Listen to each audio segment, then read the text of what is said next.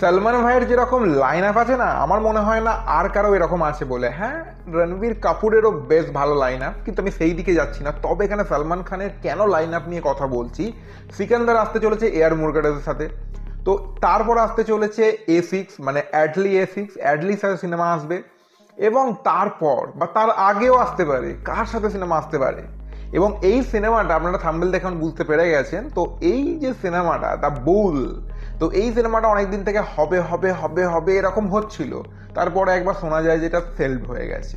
তো এবার ব্যাপারটা কি, এখানে কেন আমি এই ভিডিওটা বানাচ্ছি, কি হয়েছে না হয়েছে পুরো আপনাদের ক্লিয়ার করব। তো দেখুন, দ্য বুল যেটা একটা বায়োপিক টাইপের, মানে ফারুক বুলসারা নামে একজনের তার বায়োপিক হচ্ছিল, যেখানে আমাদের ইন্ডিয়ান সোলজাররা মালদ্বীপকে বাঁচিয়েছিল অন্য দেশের অ্যাটাক থেকে। তো এরকমই গল্পটা। তো আপনারা নিশ্চয়ই জানেন যে এই সিনেমাটা প্রডিউস করার কথা ছিল করণ জোহারের, কিন্তু করণ জোহার তারপরে আর করলো না। কেন করলো না, অনেকের মনে অনেক কিছু কোয়েশ্চেন্স আছে। তো এখানে মেন যে ব্যাপারটা হয়েছিল, তখন ইন্ডিয়ার সাথে মালদ্বীপের একটা লাফড়া হয়ে গিয়েছিল, কাজরা হয়ে গিয়েছিল, আপনারা জানেন। তো সেখানে মানে আমাদের পিএমকে ছোট করা থেকে শুরু করে তাদের মধ্যে টুইটারে নানান কিছু জিনিসপত্র অনেক কিছু হয়েছে। তো সম্পর্কটা না অনেকটা ঘেঁটে গিয়েছিল। তো এবার অনেক দিন পর যখন সবকিছু একটু ঠান্ডা হয়েছে, তো এবার এই যে দ্য বুল এটাকে এবার রিভাইভ করা হচ্ছে। তবে এখানে একটা টুইস্ট আছে, করণ জোহার এবারে প্রডিউসার নয়, মানে ধর্মার ব্যানারে এটা কিন্তু বানানো হচ্ছে না। এবারে নাকি শোনা যাচ্ছে যে ম্যাথি মুভি মেকার, যারা অনেকদিন থেকে সালমান খানের সাথে একটা মুভি করার কথা ভাবছিলেন, তো তারা ভাবছেন যে এই সিনেমাটাই করানো যাক। বিষ্ণুবর্ধনী ডিরেক্টর হিসেবে থাকবে, যে ন্যাশনাল অ্যাওয়ার্ড পেয়েছেন, তাকে দিয়েই বানানো হবে। কিন্তু এবারে প্রডিউসার চেঞ্জ হয়ে ম্যাথি মুভি মেকার্স হয়ে যাচ্ছে।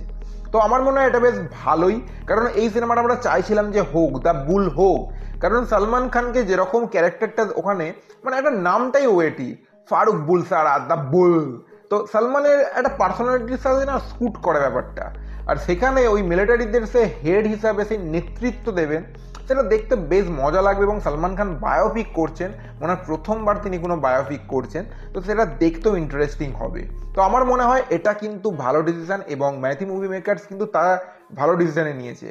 পরে পস্তাবে করণ জোহার, এটা বলে দিলাম। আর কি কারণবশত করছে না পরবর্তী ক্ষেত্রে আমরা জানতে যদি পারি অবশ্যই বলবো।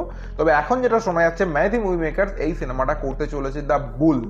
তো দেখা যাক কিরকম হয়, এবং আমার মনে হয় এটা অ্যাডলির সিনেমার আগে হয়ে যেতে পারে। কারণ দেখুন, অ্যাডলি সিনেমাটার জন্য অনেকটা টাইম দরকার, অনেক কিছু ব্যাপার দরকার, কিন্তু তার আগে সলমান খানের একটা সিনেমা আসতে পারে, এবার দ্য বুলও আসতে পারে, নাহলে কিক টুও আসতে পারে। তবে এখন সেরকম কিছু জানা যায়নি। তবে আমি কিন্তু দ্য বুল নিয়ে ভীষণভাবে এক্সাইটেড।